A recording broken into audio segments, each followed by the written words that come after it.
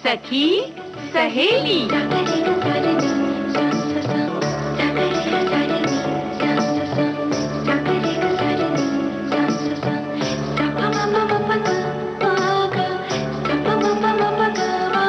सखी सहेली।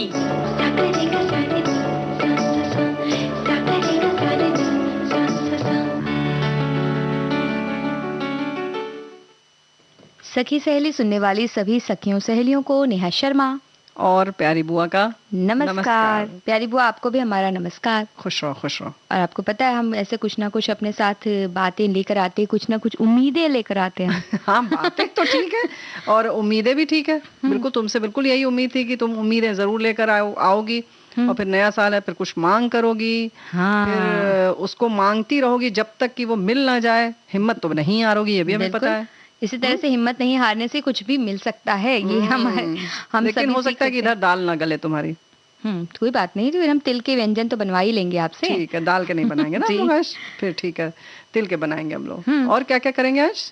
तो तू हिम्मत ना हार में हम बताएंगे किस तरह से कोई भी चीज हासिल करना हो तो किस तरह से हिम्मत न हारते हुए रहना चाहिए, पीछे ये लगना चाहिए। ठीक से बताएंगे जी। हाँ, और व्यंजन के अंतर्गत हम तिल के व्यंजन बताने वाले हैं और तैयारी नए मेहमान की, किस तरह से मेहमान की तैयारी होनी चाहिए। नए मेहमान से मतलब है नन्हे मेहमान की या नवजात की, या जो नव अंकुर घर में मेहमान आने वाला हो, तो उसकी तैयारी की बात है। थोड़ा अलग सा विषय है। देखते हैं कौन क्या क्या सोचता है इस बारे में और क्या क्या हमें लिखता है, सुझाव भेजता है। और हम बता देंगे सखी विशेष के बारे में आज मीरा मुखर्जी के बारे में, है ना? बिल्कुल, मीरा मुखर्जी की बात करने वाली हैं जो कि मूर्तिकार हैं और पहले वो पेंटिंग का काम किया करती थी।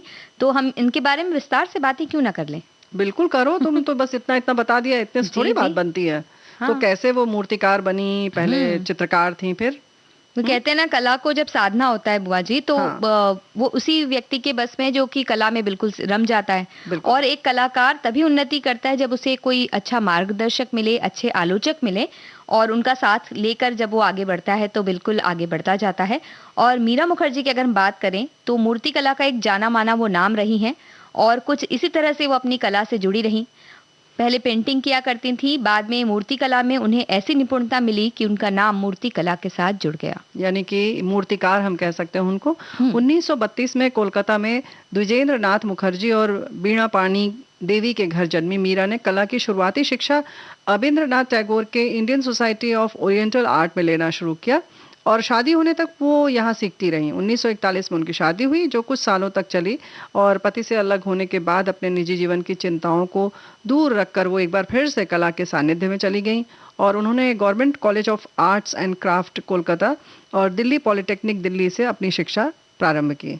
और यहाँ पर उन्होंने सीखा पेंटिंग, चित्रकला और मूर्तिकला। इन विधाओं में उन्होंने डिप्लोमा लिया और इसी दौरान साल 1951 में जब इंडोनेशिया के मशहूर कलाकार जो कि पेंटर हैं अफ्रेंडी शांति निकेतन आए तो मीरा मुखर्जी को उनके साथ काम करने का मौका मिला।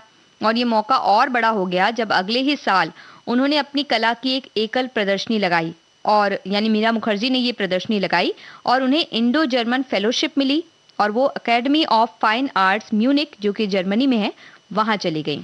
यहाँ इन्होंने उस दौर के मशहूर कलाकारों जैसे टोनी स्टेडलर और हेनरिच किर्चनर के साथ काफ़ी कुछ सीखा और अब तक पेंटिंग से जुड़ी मीरा की मूर्तिकला की ओर जो रुझान था वो भी बढ़ने लगा धीरे धीरे।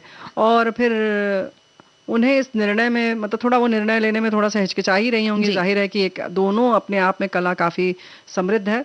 तो इस निर्णय में टोनी स्टेडलर ने साथ दिया और यही नहीं, उन्होंने मीरा से ये भी कहा कि उन्हें अपनी कला के लिए प्रेरणा जो है विदेशी भूमि पर नहीं बल्कि अपने देश की स्थानीय परंपराओं से लेनी चाहिए। बिल्कुल, और उनकी बातों का ऐसा असर हुआ कि मीरा वापस लौट आई और उन्हें कुछ स्कूलों में आर्ट टीचर की भूमिका भी निभाई, लेकिन उनका मन तो कहीं और रमा था। तो आखिरकार उन्होंने अपने इस काम को छोड़ दिया और कला से जुड़ने का एक अन्य साधन भी उन्हें साथ ही मिल गया।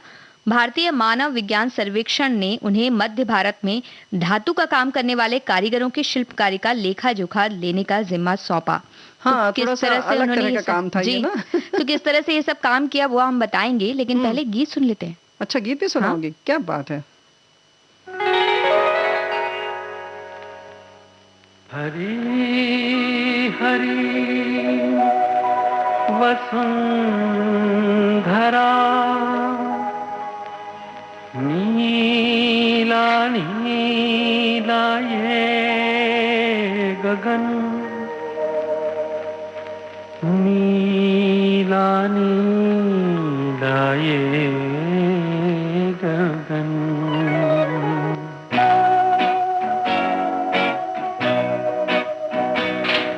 हरी हरी वसुंधरा पे नीला नीला ये गगन, कि जिस पे बादलों की पालकी उड़ा रहा पवन। दिशाएं देखो रंग भरी, दिशाएं देखो रंग भरी, चमक रही उमंग भरी। ये किसने फूल फूल पे, ये किसने फूल फूल पे किया सिंगार है। ये कौन चित्रकार है, ये कौन चित्रकार, ये कौन चित्रकार है। ये कौन चित्रकार है, ये कौन चित्रकार।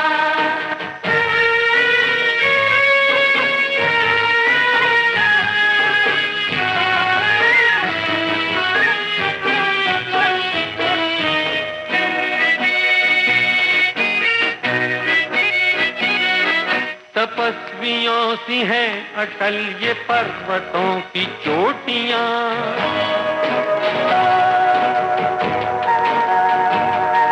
ये सर्प सी घुमेरदार घेरदार घाटियां।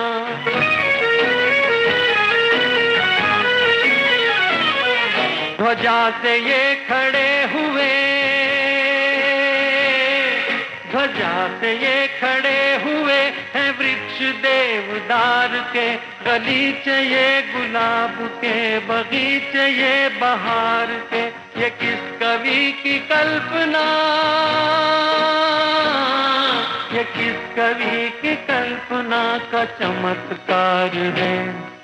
ये कौन चित्रकार है, ये कौन चित्रकार, ये कौन चित्रकार है। ये कौन चित्रकार है, ये कौन चित्रकार।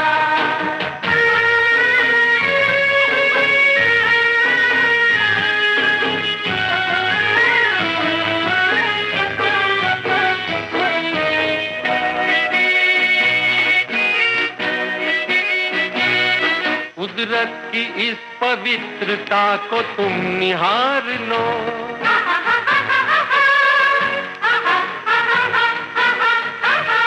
इसके गुणों को अपने मन में तुम उतार लो।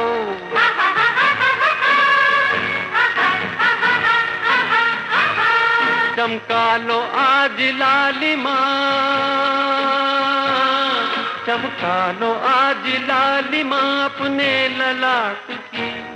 कण कण से झांकती तुम्हें छवि विराट की। अपनी तो आंख एक है, अपनी तो आंख एक है, उसकी हजार है। ये कौन चित्रकार है, ये कौन चित्रकार, ये कौन चित्रकार है। ये कौन चित्रकार है, ये कौन चित्रकार। ये कौन चित्रकार है, ये कौन चित्रकार। चित्रकार जिनकी बात हम कर रहे हैं वो अब मूर्तिकार बनने जा रही थी, मीरा मुखर्जी जी।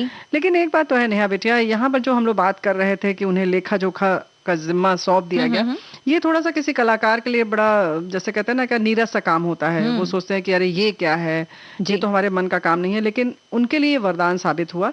और कारीगरों के बीच में रहती हुई और उन्होंने बहुत सारी कला की बारीकियां सीखी, और ये समझते हुए मीरा मुखर्जी एक साधारण सर्वेक्षण करता नहीं रही, बल्कि वो सर्वेक्षण करने वाली एक कलाकार भी बन गई। जी। मध्य प्रदेश के बस्तर की स्थानीय मूर्ति कला, जिसको डोकरा कहते हैं, को देखकर मीरा भी, मतलब कहना चाहिए कि ऐसी कला है कि जिसको देखकर वो खुद नहीं रोक पाई और फिर उसमें रम गई वो। बिल्कुल, उन्होंने बस्तर की जनजातियों की प्रसिद्ध डोकरा कला को, जो कि धातु से संबंधित एक मूर्ति कला है, उसे साथ में लेकर कोलकाता की लुप्त होती मोम की पद्धति को अपनाया और एक मूर्ति का निर्माण किया।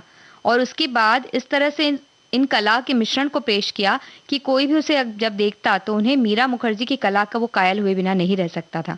भले ही उन्होंने दो अलग अलग कलाओं का मिश्रण किया, हाँ। लेकिन उनकी एक अलग कला बन गई है और उनके नाम के साथ उनका ये छाप जुड़ छोड़ती है गया। इसका। जी। मतलब एक कह सकते हैं ना, इजाद किया उन्होंने। और कोई भी अच्छी चीज हो इसी तरह से बनती है। आप कहीं से कुछ देखते हैं, कुछ सीखते हैं, फिर सोचते हैं, कुछ अपना लगा देते हैं, अपना हुनर, और फिर ऐसा ही आता है। और इसके अलावा उन्होंने कांस्य मूर्तियों का भी निर्माण किया। देश विदेश में अपनी कला प्रदर्शनियां उन्होंने लगाया। और मीरा मुखर्जी को साल 1992 में पद्मश्री पुरस्कार से नवाजा गया। उनके काम की अगर हम बात करें तो इनमें मुख्य रूप से अशोक इन कलिंग, सृष्टि, माँ और बच्चा, Smith walking under a tree, earth, carriers जैसे कई नाम शामिल हैं। और इसके अलावा वो बच्चों के लिए कहानियां भी लिखा करती थी। उनकी कई प्रकाशित किताबें हैं जो बच्चों को कहानी सुनाती हैं। बिल्कुल। और यही नहीं, अपनी कला के माध्यम से उन्होंने जो कुछ भी सीखा उसे भी उन्होंने किताब के रूप में ढाला और उसके बारे में भी उन्होंने किताबें लिखी। और उनका काम आज उनके बाद भी उनकी गाथा सुनाता है। साल 1998 को 75 वर्ष की उनकी उम्र थी जब वो संसार को छोड़ गई, लेकिन अपने जीवन में उन्होंने कला की जिन ऊंचाइयों को छुआ, इसके लिए उन्हें कई बार सम्मानित भी किया गया, कई सम्मान उन्हें दिए गए।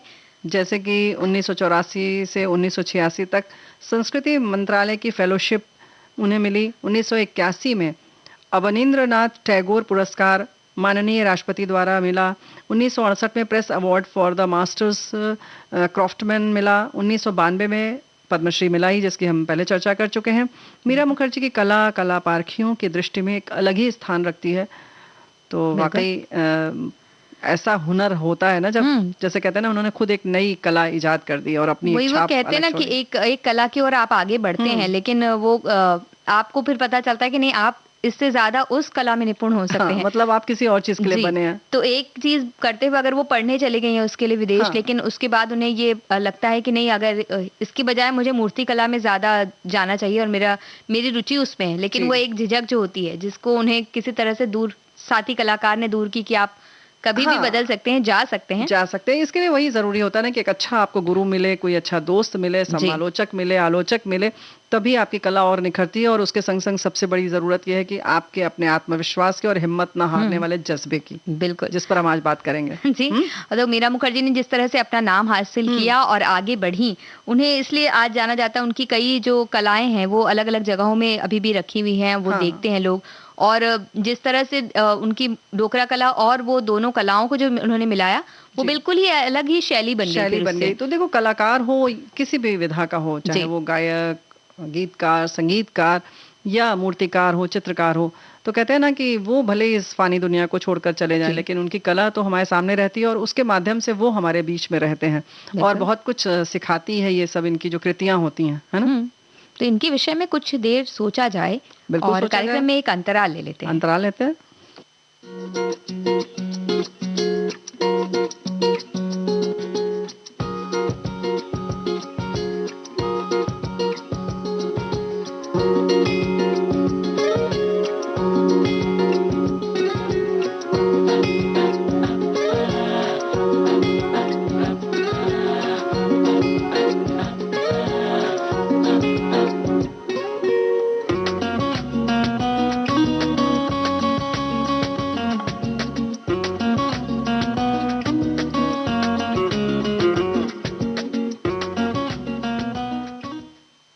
अंतराल के बाद एक बार फिर से आप सभी का स्वागत है इस कार्यक्रम में, जिसका नाम है सखी सहेली।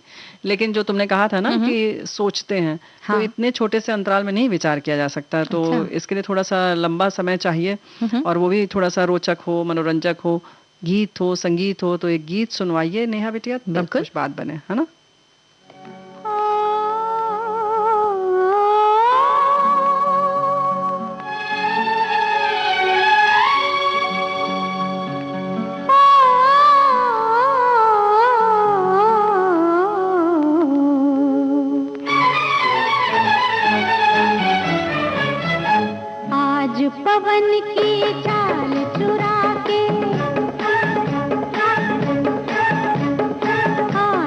पवन की चाल चुरा के, मैं बदरा के पंख लगा के, जी करता है उड़ उड़ जाऊं, जी करता है उड़ उड़ जाऊं, नील गगन को छू के आऊं। आज पवन की चाल चुरा के, मैं बदरा के पंख लगा के।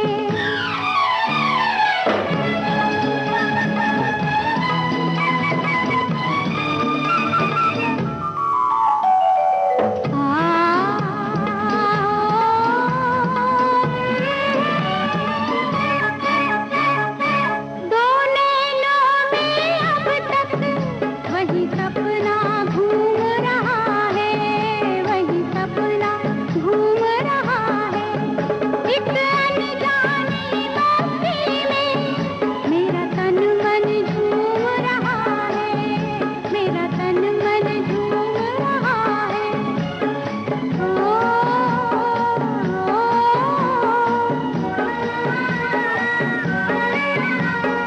मस्त हवा के ठंडे झोंके तीर चलाए सहरा पाऊं। आज पवन की चाल चुरा के, मैं बदरा के पंख लगा के।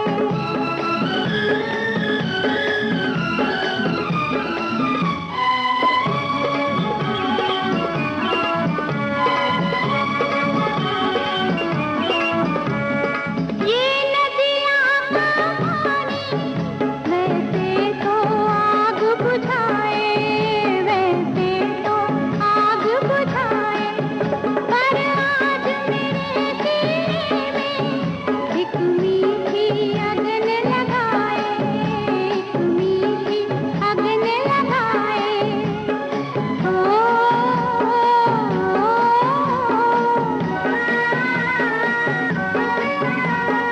जल दर्पण में देखती मुखड़ा, अपने आप से मैं शर्माऊं। आज पवन की चाल चुरा के।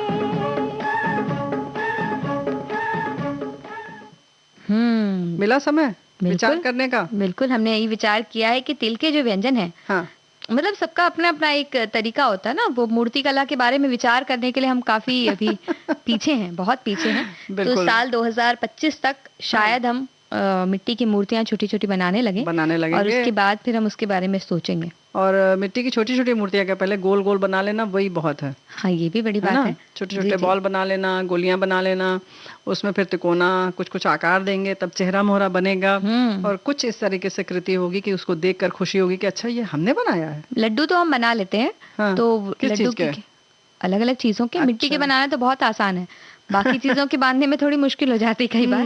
पर मिट्टी के लड्डू बनाने में तो हम काफी माहिर हैं। बचपन जी। से ही लड्डू बना बना के मिट्टी के हमने खाए हुए हैं, तो काफी स्वादिष्ट भी होते हैं। खाने उसकी के विधि तो हम बाद में लड्डू बनाने की जरूरत नहीं पड़ती है। मिट्टी के लड्डू खाने के लिए लड्डू की उसके आकार नहीं देना पड़ता है। लेकिन बुआ जी, जिसको जैसी मतलब एक अलग लगने भावना लगता होती है। है ना। हाँ, अलग अलग शेप में हम जब चीजें मतलब बनाते हैं। बाकी जब लड्डू बनाना होता है हाँ। तो श्रोताओं को हम बता रहे हैं, एक हाँ मिनट जी, रुक जाओ तुम, जी।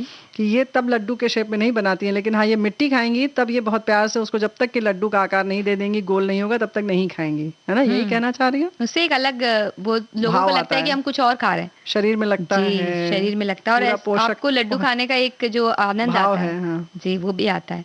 तो ठीक है। और भाव लड्डू लो। खाते कब है हम? लड्डू खाते हैं जब कोई नया मेहमान आने वाला नया रहता है। मेहमान हो, उससे पहले शादी होती है तब लड्डू खाते हैं, और उसके बाद जब कोई मेहमान आता है तब खाते हैं, और नवजात जब आता है तब तो और भी खाते हैं। तो हम बात करने वाले हैं भाई, बहुत सारी बातें हो गई कि जब नवजात शिशु होने वाला जी। हो घर में, यानी कि कोई गर्भवती कन्या हमारे पास हो, बहू हो, तो किन किन चीजों का ख्याल रखना चाहिए, है ना? बिल्कुल। जब हम कोई भी महिला गर्भवती होती है घर जी। में अगर होती है तो खुशी का तो माहौल होता ही है, लेकिन बहुत सारी सावधानियां बरती जाती हैं, क्योंकि और खास तौर पे जब फिर 9वां महीना लग जाता है तो उसके बाद तो आपको बहुत ज्यादा सावधानियां बरतनी होती जी, हैं, क्योंकि ये नहीं पता होता है कि कब वो शुभ घड़ी आ जाएगी जी। जब आपको भागम भाग करना होगा, और बिल्कुल से लगेगा कि अब कुछ भी हो सकता है, और उसके लिए पूरी तैयारी भी चाहिए। हालांकि जिम्मेदारी की जहां तक बात होती है और सतर्क रहने की बात, जी। वो 8वें 7वें महीने के बाद से शुरू हो जाती है, और ज्यादा आदमी रहता है सजग कि थोड़ा संभल के रहें, चलने फिरने में इन सारी चीज़ों का ख्याल रखता ही है कि ऊंची हील ना पहने, ज़्यादा देर ना चले, थोड़ी थोड़ी देर में लेट जाए। ये सारी चीज़ें तो हैं, लेकिन जब हम लोग बिल्कुल उस समय कर रहे हैं जबकि प्रसव होने वाला हो और उसके उस समय की जब घड़ी होती है, उस समय किन किन चीज़ों का ख्याल रखें, उस पर थोड़ा सा ज़्यादा ध्यान रखना है जब यानी कि अस्पताल भागने का समय आने वाला हो, है ना। तो कभी भी जा सकते हैं, कभी भी भाग सकते हैं। जैसा कि डॉक्टर्स ये बताते हैं हमेशा कि जिनके जो पहली बार गर्भवती हुए हैं उन्हें तुरंत प्रसव पीड़ा होते साथ ही तो तुरंत नवजात नहीं आता है, तो उसमें वक्त लगता है।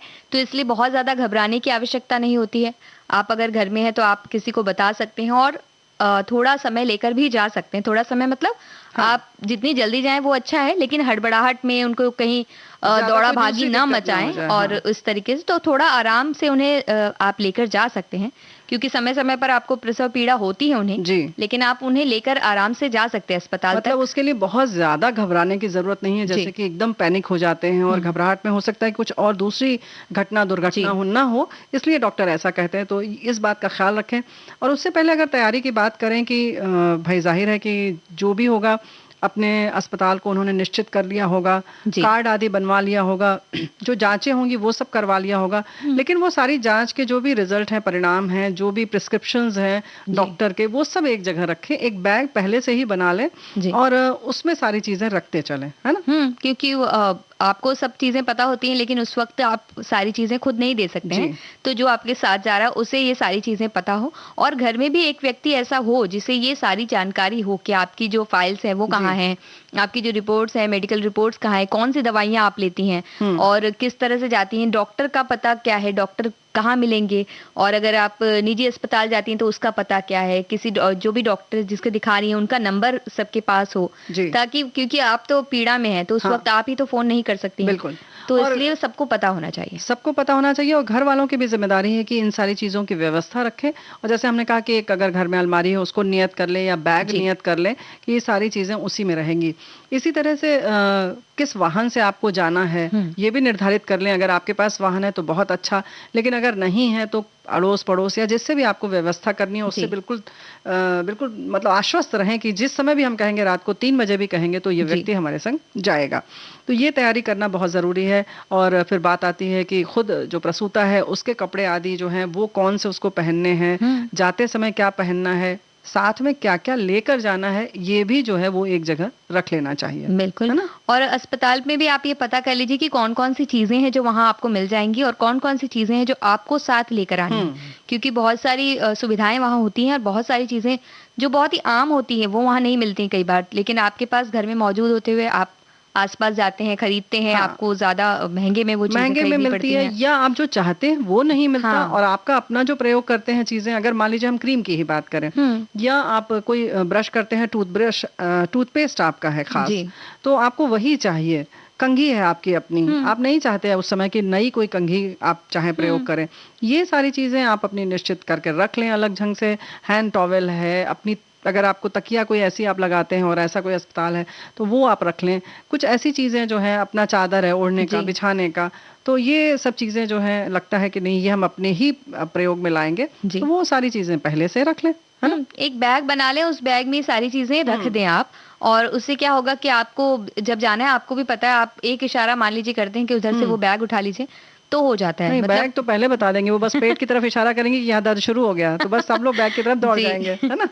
जी, और इसके साथ ही अगर आपका कोई मेडिकल कवरेज प्लान हो आपके पास, जैसे सब खरीदते हैं हेल्थ प्लान, अगर वैसा कुछ है तो भी आप पहले से पता करके रखिए कि कितना खर्च आपका उसमें कवर होने वाला है, कितना नहीं होगा, कौन कौन से कितने पैसे आपको देने होंगे, ये भी आपको पता होना चाहिए पहले से, कि जाते साथ ही अगर एडमिशन के टाइम में तो ऐसा नहीं कि आपको कुछ पैसे देने हो, कुछ नहीं देने ही पड़ते हैं, तो आप वो उसकी पहले से व्यवस्था करके रखिए, क्योंकि कई अस्पतालों में ऐसा होता है कि वो एडमिट नहीं करते जब तक आप वो फीस नहीं देते हैं। तो ये सब चीजें भी आपके पास हमेशा तैयार रहनी चाहिए।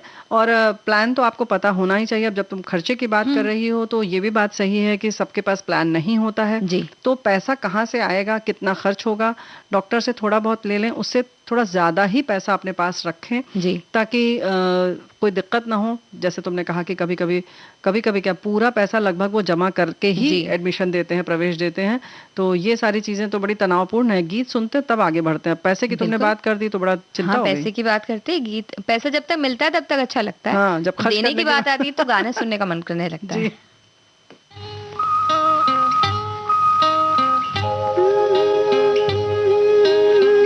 जीवन की बगिया महकेगी लहकेगी, जीवन की बगिया महकेगी लहकेगी चहकेगी, खुशियों की कलियां झूमेंगी झूलेंगी फूलेंगी, जीवन की बगिया।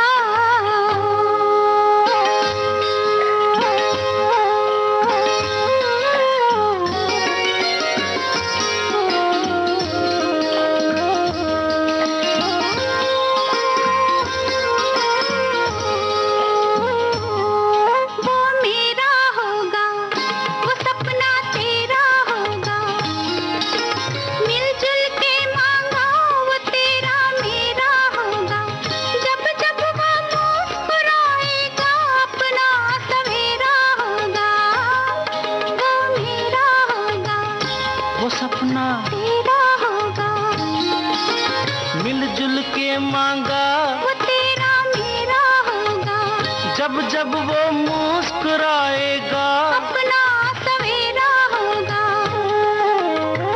थोड़ा हमारा थोड़ा तुम्हारा, आएगा फिर से बचपन हमारा, जीवन की बगिया महकेगी लहकेगी चहकेगी, खुशियों की कलियां झूमेंगी झूलेंगी फूलेंगी, जीवन की बगिया।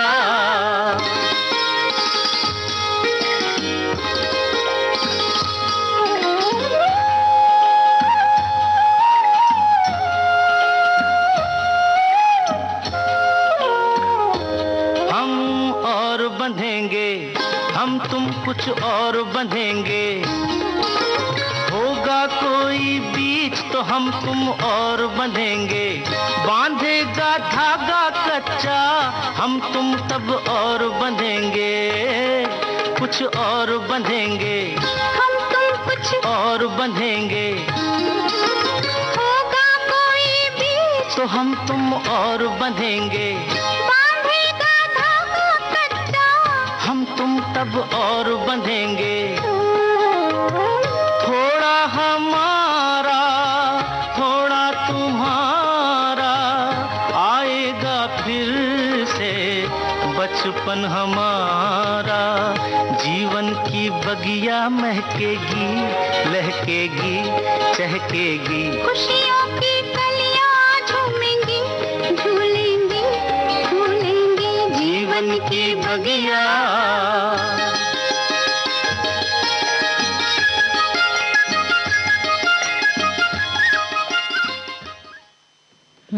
तो भाई ब्रेक। हाँ, अंतराल तो ले लेंगे बुआ जी। वैसे भी जब नन्हा मेहमान आ जाते हैं तो बाकी सारे कामों से अंतराल हो जाता है। बिल्कुल रोक देना चाहिए।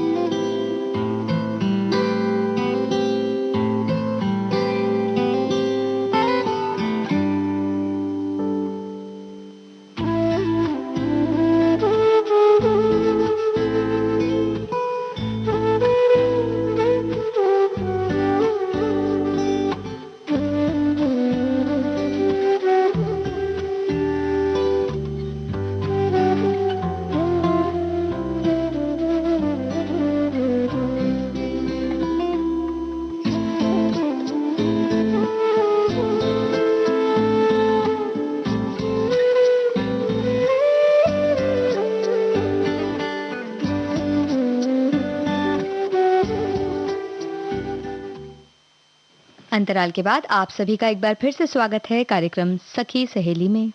सखी सहेली में। और हमारे एक साथी ने लिखा था, मतलब लिखा है आज पोस्ट में, कि ये जो विषय है तैयारी नए मेहमान की, नवजात की, ये हमारी बहनों को समर्पित है। तो भाई हम उनसे ये कहना चाहते हैं नेहा बिटिया कि बिल्कुल नहीं है।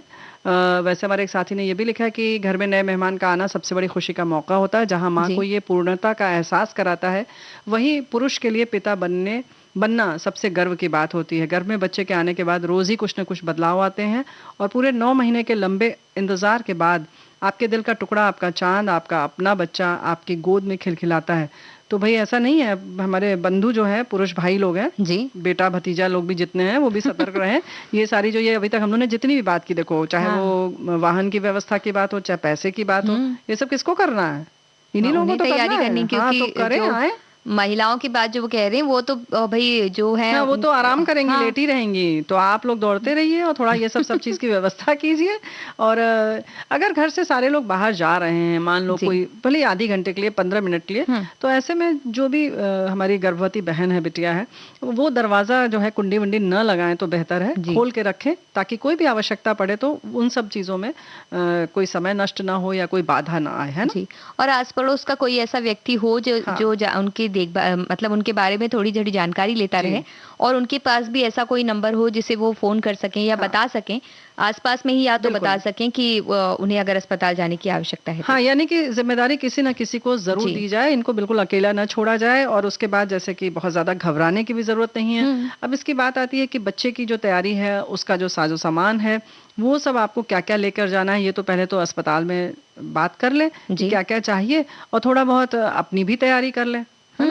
जैसे कि छोटे छोटे कपड़े आप उनके पहले से ले हाँ। सकते हैं, और बच्चे बहुत ही ज्यादा कोमल होते हैं, इसलिए जी। आप जो सूती कपड़े आमतौर पर चुनते हैं उन्हें भी धो लिया जाता है 1 या 2 बार, बिल्कुल। ताकि वो उन्हें और मुलायम लगे। और मुलायम भी रहे और कहीं से भी कोई संक्रमण की संभावना न जी। रहे। साफ सफाई का पूरा ख्याल रखें, जो भी बर्तन आदि रखना है उस सब स्टरलाइज कर लें तो जी। बेहतर है। और पुराने कपड़े, कुछ लोगों के घर में क्या होता है कि जो पुराने बाबा के कपड़े होते हैं, दादी जी। के कपड़े होते हैं, उनसे कुछ कपड़े बनाकर बच्चों को पहनाने का रिवाज है, पहला कपड़ा। और उसकी वजह शायद यही है नेहा बिटिया कि शायद वो बहुत मुलायम हो चुके होते जी। हैं, और एक भावनात्मक जुड़ाव की भी बात होती है। तो इस सब के लिए भी बहुत ज़रूरी है कि उसको भी साफ सफाई, जी। उसका भी ध्यान रखा जाए, उसको भी अच्छे से साफ कर लिया जाए, तब बनाया जाए। और जो भी कपड़े पहनाएं उसकी गुणवत्ता ज़रूर देख लें कि वो बहुत मुलायम होना चाहिए ना। जी, वो इसी तरह से हाथों के दस्ताने, पैरों के मोजे, टोपी, हाँ। ये सब भी बहुत ज़रूरत पड़ते हैं जब छोटे-छोटे वो किसी भी मौसम में वो होते हैं, हाँ। गर्मी हो चाहे ठंड हो, बिल्कुल। नवजात को तो ये सारी चीज़ें लगती ही हैं। लगती ही हैं। तो इन सब चीज़ों का ख्याल रखें तो भाई हो गई इस तरीके से तैयारी। और घर में जो उत्सुकता का वातावरण रहता है वो तभी बना रहेगा जब तैयारी ठीक से होगी, जी। और उसके संग बाकी सारे काम बड़े आसान तरीके से होते रहते हैं। और बाकी बहुत सारी चीज़ें जो भ्रांतियां हैं उन सब से थोड़ा सा दूर रहें तो बेहतर जी। है। जो भी जिज्ञासा हो मन में वो बराबर चिकित्सक से मिलकर लेते रहें। जी। और ऐसे में बड़े बुजुर्गों की भी बड़ी जरूरत पड़ती है। बिल्कुल, और घर में अगर आपके किसी बड़ी बुजुर्ग का आपको साथ ना हो, क्योंकि अब इन दिनों एकल परिवार हो गया, जी। मान लीजिए वो पहुंच रहे हैं, 1-2 दिन में पहुंच जाएंगे, ऐसा है, छोटी सी भी कोई भी बात होती है आप उनसे भी फोन करके, फोन की सुविधा है इन दिनों, जी। फोन करके पूछ सकते हैं, या अपने डॉक्टर से भी आप सलाह ले सकते हैं। हर छोटी चीज के लिए सलाह लीजिए, ऐसा ना सोचे कि भाई हाँ। ये तो इस वजह से ऐसा हो रहा होगा, होता आप ही ऐसा है, अंदाजा हाँ। ना लगाएं। और या जैसे किसी ने कह दिया अरे नहीं नहीं ऐसा तो होता ही है, परेशान ना हो ज्यादा, नहीं ऐसा ना करें। और जहां तक बड़े बुजुर्गों की बात है, जैसे तुमने कहा कि देर से पहुंच सकते हैं, जी। तो आपके आस पड़ोस में भी बहुत सारे ऐसे लोग होंगे। आप पड़ोसी धर्म का निर्वाह अगर आपने अच्छे से किया है तो उसका भी लाभ आपको मिलेगा। जी। लेकिन नहीं भी किया है तो ऐसे मौके पर आप जाएं और सबसे बातचीत करें। तो इस तरह से, और सबसे बड़ी बात यह है कि प्रसूता के लिए वो खुश रहें और किसी भी ऐसे दहशत में न हो। जैसे होता है आमतौर पे जब पहला बच्चा होता है तो बहुत सारी चीज़ें होती हैं, तो ऐसा ना सोचे, सभी को होते हैं और बच्चे होना एक खुशी की बात है। जी। तो उसका खुशी से स्वागत करने के लिए तैयार रहें, है ना। बिल्कुल।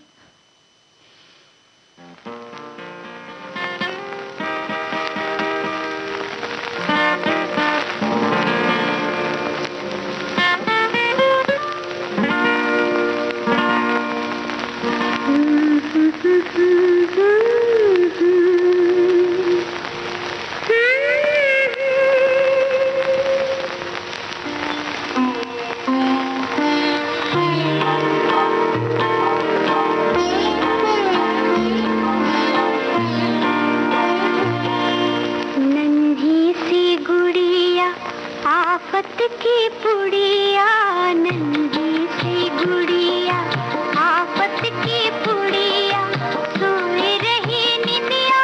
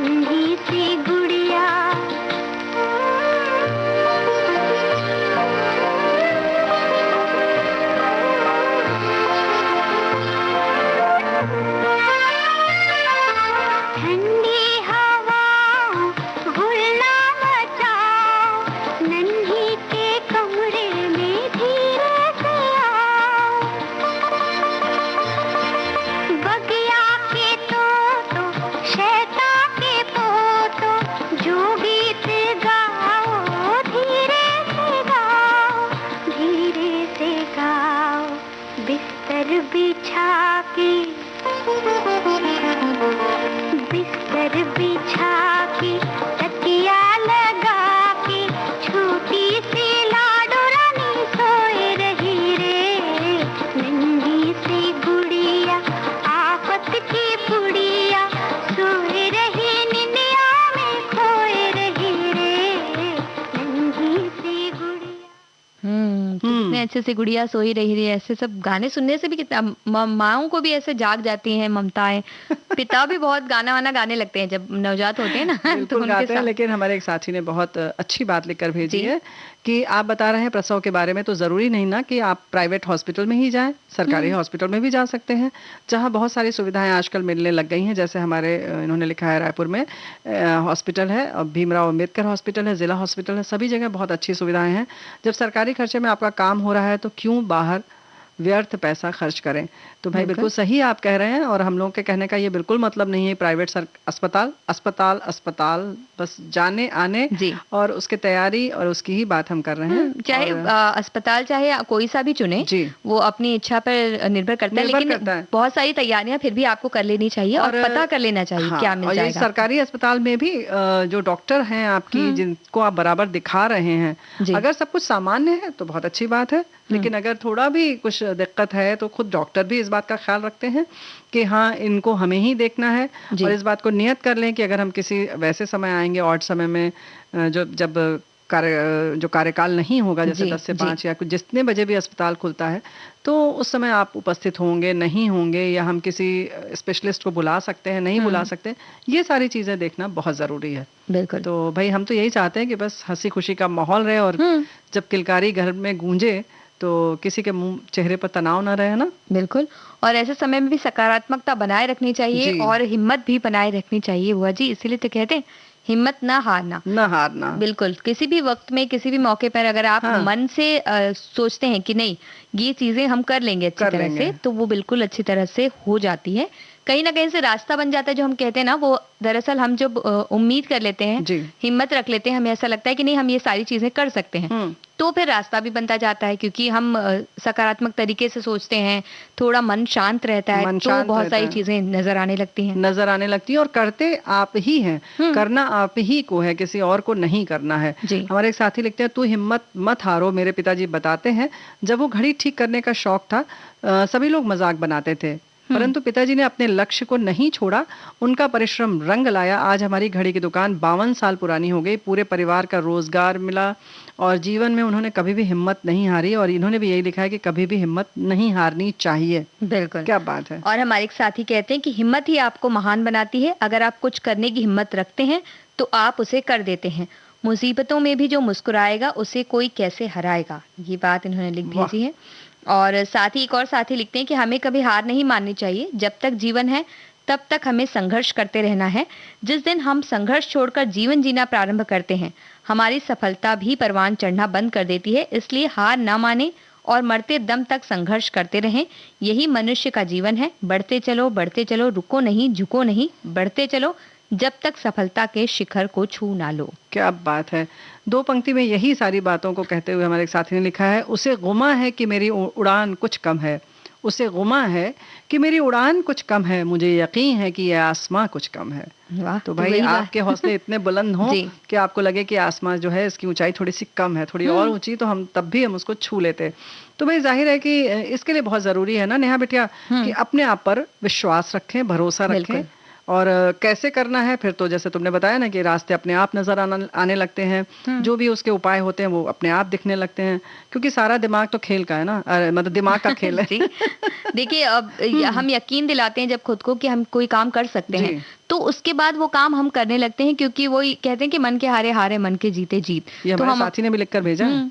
तो हम अपने मन को अगर मना लेते हैं कि हम कोई भी काम कर सकते हैं, तो अपने आप ही मन उस तरह के रास्ते खोजने लगता है कि किस तरह से कोई काम पूरा हो जाएगा। तो इसके लिए बहुत जरूरी है कि पहले छोटे छोटे कदम आगे बढ़ाएं, यानी कि जो भी काम है, 2-4 काम अगर है तो उसमें जो सबसे आसान है उससे शुरुआत करेंगे, तो आपको लगेगा अरे वाह ये तो हो गया, अच्छा ये भी हो गया, अच्छा ये भी हो गया, तो फिर आप उसके बाद यूं ही आपका हौसला जो है बुलंद होता रहेगा और भरोसा अपने आप पर बढ़ता रहेगा और आपकी जैसे कि ऊर्जा है वो भी बढ़ेगी। और हमारे एक साथी ने लिखा है, वैसे तो बहुत पुरानी ये लाइन है कि हिम्मत मर्दा मदद खुदा। जी। तो हिम्मत तो आपको ही करनी पड़ेगी ना। और निराशाएं जो घेर लेती हैं, परेशानियां हो जाती है, अवसाद में हम घिर जाते हैं कई बार, तो इन सारी भावनाओं को यूं तो अपने ऊपर हमें हावी नहीं होने देना चाहिए, आसपास नहीं भटकने देना चाहिए। जी। पर ये कहना आसान है, आसपास किसी ना किसी तरह से हमें कई बार, क्योंकि हम मनुष्य हैं तो अब ये भावनाएं हमारे आसपास भी आती हैं। बिल्कुल। निराशाएं भी कई बार लगती है, परेशान होते हैं, उदासियां घेरती हैं, लेकिन इन्हें हावी ना होने दें, सकारात्मकता बनाए रखें। ये सोचें कि सबके जीवन में ये पल आते हैं, सबके जीवन में इस तरह की बातें होती हैं। और तो अगर आप आपको अपने जीवन पर भी देखेंगे, नजर दौड़ाएंगे, तो आपने खुद देखा होगा कि कभी ऐसा मौका आपकी भी जिंदगी में पहले जी। आ चुका है और आप उससे उबर चुके हैं। हम्म। तो एक बार फिर ये सोचें कि नहीं, ये हमने किया है और हम कर सकते हैं। जी। तो जब आप ये रखेंगे तो और अच्छा रहेगा। और इसके लिए नेहा बिटिया जैसे लोग को भी अपने आसपास रखें जब नकारात्मकता आए तो। जो कि पीछे पड़े रहें कि नहीं, ये करना ही करना है, और किसी भी तरह से आप अपना काम निकलवा लें, कहें कि नहीं, ये निकलवा हमें लें। करना ही करना है, ये हमारा हाँ। लक्ष्य है, हमें प्राप्त करना ही तो करना है। इन ऐसे लोगों से चिढ़ने के बजाय या परेशान होने के बजाय जी। उनसे कुछ सीखें कि अच्छा हमें भी ऐसे ही करना चाहिए, क्या बात है। और ऐसे ही सकारात्मक सोच वाले लोगों को अपने साथ रखें। जी। हमारा ये कहने का मतलब था कि ऐसे लोगों को अपने साथ रखें। और ये बात आप अच्छी तरह से देखते हैं कि आपके आसपास कौन लोग हैं जो नकारात्मक बात करते हैं, आपकी टांग पीछे खींचने की कोशिश करते हैं। मतलब पीछे खींचने की कोशिश, मतलब क्या, अरे नहीं नहीं नहीं मत परेशान हो, ये होगा ही नहीं तुमसे। हाँ। तो ऐसे लोगों से थोड़ा दूर रहिए, जो परेशानियों में परेशानियां ही बढ़ाने का हाँ, काम बहुत करते हैं, ज्यादा। जो कहते हैं उदास हो, हाँ हम भी उदास थे, करके वो अपनी 2-3 उदासी की कहानी आपको और सुना देते हैं। और बल्कि उसमें और भी चीजों को जोड़ देते हैं। आजकल मौसम ही ऐसा है, सब जी। लोग ऐसे ही उदास है, तुम अकेले नहीं परेशान हो, तुम और परेशान हो जाओ। तो ऐसा कुछ हो जाए ना, तो फिर ऐसा करना चाहिए कि उनसे थोड़ा दूर जाकर हेडफोन लगा के गाना सुन लिया गाना कीजिए आप। सुन लेना चाहिए। तो गाना तो हम सुना देते हैं, थोड़ा सा दूर हटिए तो आप।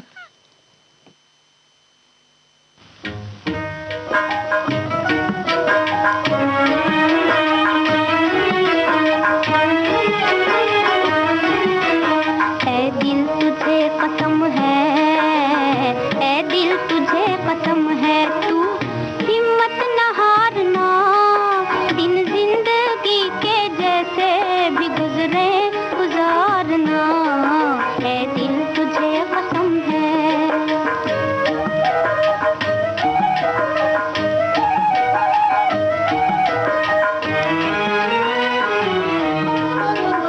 उल्फत के रास्ते में, उल्फत के रास्ते में मिलेंगे हजार गम, मिलेंगे हजार गम। बन जाए जान पर भी तो गम से न हारना, गम से न हारना, ऐ दिल तुझे कसम है, ऐ दिल तुझे कसम है, ऐ दिल तुझे कसम है, तू हिम्मत न हारना, दिन जिंदगी के जैसे भी गुजरे गुजारना, ऐ दिल तुझे कसम है।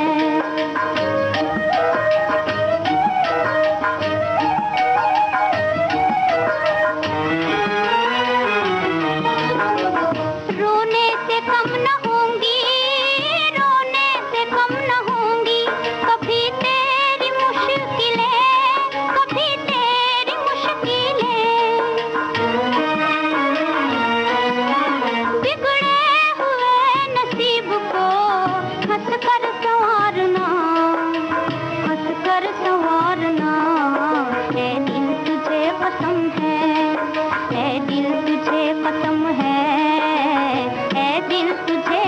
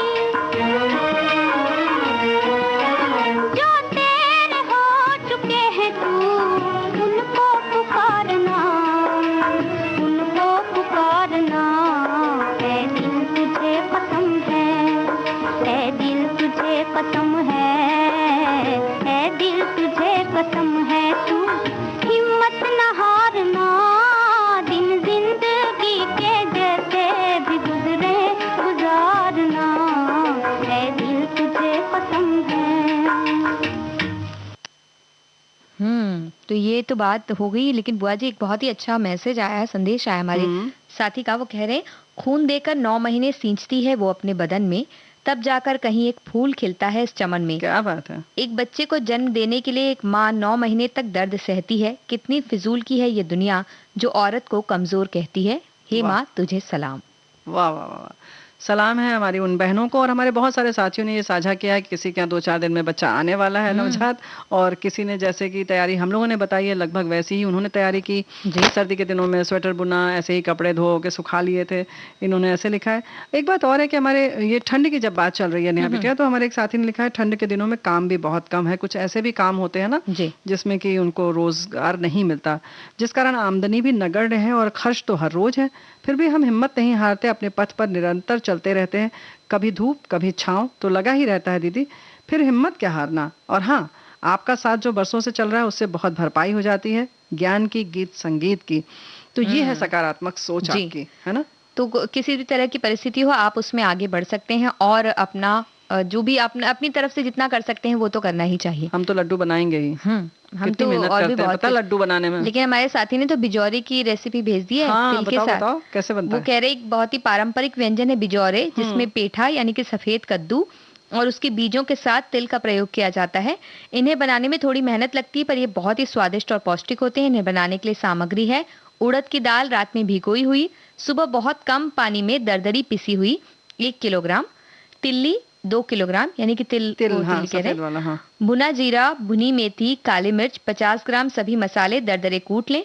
अदरक 250 ग्राम, हरी मिर्च 100 ग्राम, सफेद कद्दू या पेठा किसा हुआ 250 ग्राम, प्लस पेठे के बीज खास तौर पर इसमें डालने हैं।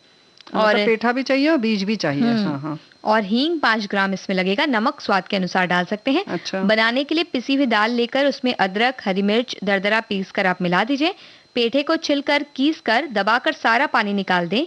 इसे और पेठे में जितने भी बीज हैं उन्हें तिल और सभी सामग्री को अच्छी तरह से मिला लें। फिर अब नींबू के आकार के गोले बनाकर हथेली में दबाकर चपटा कर लें। थोड़ा मोटा ही रहने दें क्योंकि सूखने के बाद ये पतले हो जाएंगे।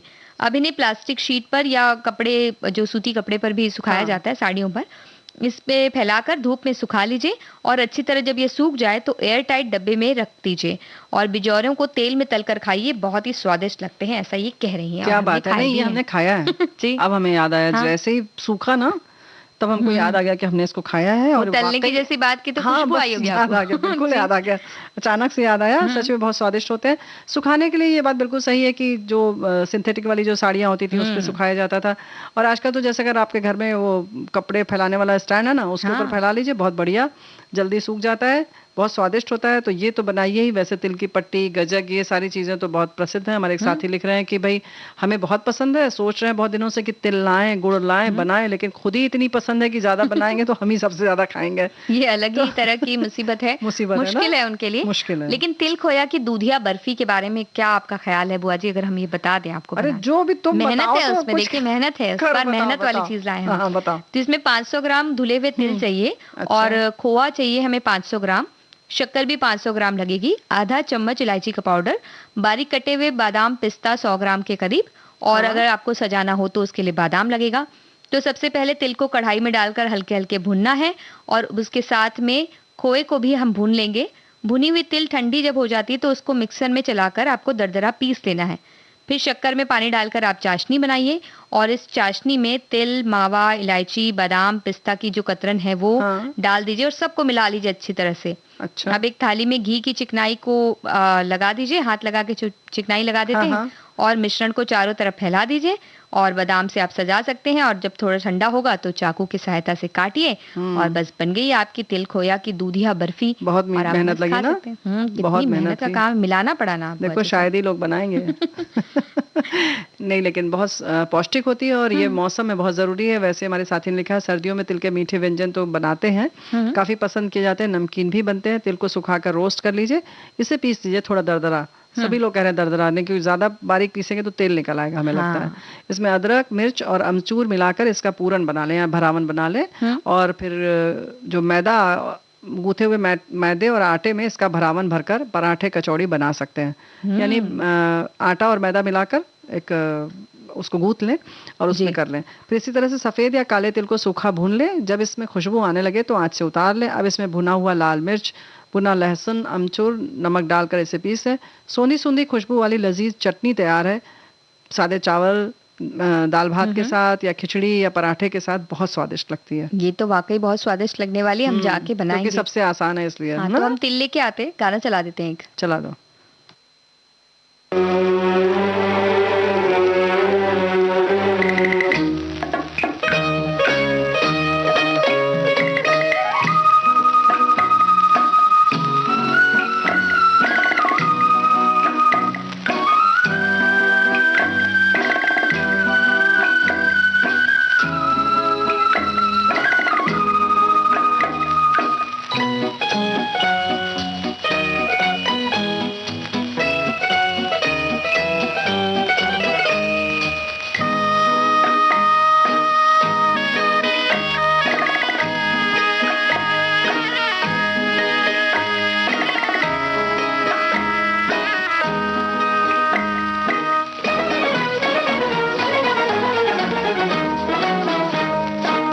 ये समा फिर कहाँ आ भी जाए, देख ये ज़माना कितना सुहाना, करना बहाना भी जा।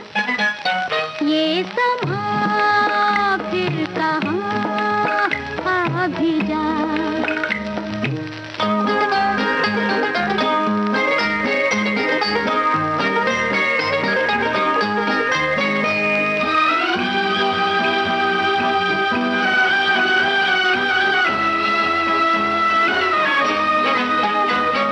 छोटी छोटी आजा कहे रुत ये जवान, घड़ी घड़ी आती ऐसी रात कहाँ। छोटी छोटी आजा कहे रुत ये जवान, घड़ी घड़ी आती ऐसी रात कहाँ। हाय न सता तुझे क्या पता, हाय न सता तुझे क्या पता, दिल में है क्या अरमां। ये समा फिर कहाँ आ भी जाए।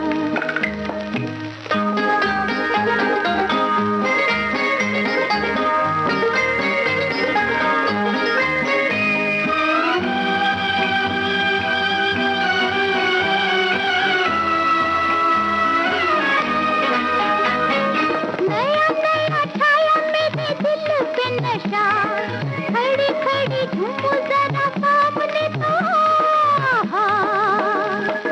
नया नया छाया मेरे दिल पे नशा, खड़ी खड़ी झूमूं जरा सामने तो। मिले न कहीं मुझसा हंसी, मिले न कहीं मुझसा हंसी, सुन ले हरे नादा। ये समा फिर कहाँ आ भी जाए, ये समा फिर कहाँ आ भी जाए। ये गाना बुआ जी तिल की पापड़ी वगैरह दिखाकर अगर गाया जाए तो कोई भी आके खाने के लिए, क्योंकि अब तो तिल का मौसम आ चुका है। अब तिल अभी ना मौसम खाए तो आ कब चुका है। खाएंगे? तो शाही पापड़ी बता रही हो तुम। सफेद तिल लेंगे 1 पाव, 1 कप आटा लेंगे, पाव हाँ। कप मैदा, पाव कप रवा, आधा कप गुड़ बारीक किया हुआ। फिर उसके बाद 1 छोटा चम्मच जायफल पाउडर, 1 चुटकी नमक, पाव छोटा चम्मच इलायची पाउडर, घी, मोयन एवं तलने के लिए चाहिए घी। पहले आटा, रवा, मैदा, तिल, जायफल पाउडर, नमक सब मिला दीजिए और अब 1 कप पानी में गुड़ घोलकर गर्म कर लीजिए। गुड़ पूरी तरह से घुल जाने पर इस पानी में 1 बड़ा चम्मच घी मोयन के लिए मिलाकर खूब फेंट लें। फेंटे हुए पानी से कड़ा आटा गूंथ लें, वो कड़ा रहेगा। फिर गूंथे हुए आटे की 3-4 बड़ी बड़ी लोइयां बनाकर मोटी मोटी रोटी बेल लें। अब उसे अपनी मनपसंद आकार में शेप देकर काट लें। एक कढ़ाई में घी गर्म करके धीमी आंच पर सुनहरा होने तक इसे तलें। अब तिल गुड़ की शाही पपड़ी पेश करें। पहले तल लें और जब गुलाबी हो जाए तब निकाल लें, तब पेश करें। हाँ, ये नहीं तो आपने तुम तो सही कढ़ाई बताया लेके आ क्योंकि हम जाओगी पहले ऐसे भी ही। पेश कर सकते थे। हाँ। तो ये पेश करने के लिए तो अच्छी बात है, लेकिन पहले चखना भी तो पड़ता है। पहले चख के आप देखिए कि सब चीज सही सही डला है कि नहीं हाँ, डला ये है। तो हम भूल ही गए थे कि तुम हाँ। कढ़ाई लेकर कतई नहीं आओगी। पहले निकालोगी, पहले हम चोरी से निकाल के थोड़ी देर रख खाओगी। देंगे, फिर उसके बाद थोड़े दूर जाकर पहले थोड़ा उसको चखेंगे, फिर अच्छी लगेगी तभी सबको खिलाएंगे, नहीं अच्छी तो लगेगी तो खिलाओगे, हमें तो लगा हाँ। अच्छी लगेगी तो तुम तो सब नहीं रख लोगे। हाँ, ये भी हो सकता है, वो तो उस वक्त क्या मन होता है उस पर उस है। पर निर्भर जी करता है। हमारी हिम्मत कितनी बनती है उस पर निर्भर करता है कि हम नहीं। ना खिला के कैसे रह सकते हैं। आज तो हिम्मत की बात की है, तो हिम्मत तो करनी पड़ेगी। हाँ, मतलब चोरी करने की भी हिम्मत चाहिए, लेकिन अब समय जो है वो बिल्कुल इजाजत नहीं देता कि हम किसी भी तरीके की चोरी करें। किसी तरह की हिम्मत भी नहीं कर सकते समय जी। से आगे बढ़ने की। और अब कार्यक्रम से इजाजत लेते हैं। नेहा शर्मा, और प्यारी बुआ का नमस्कार।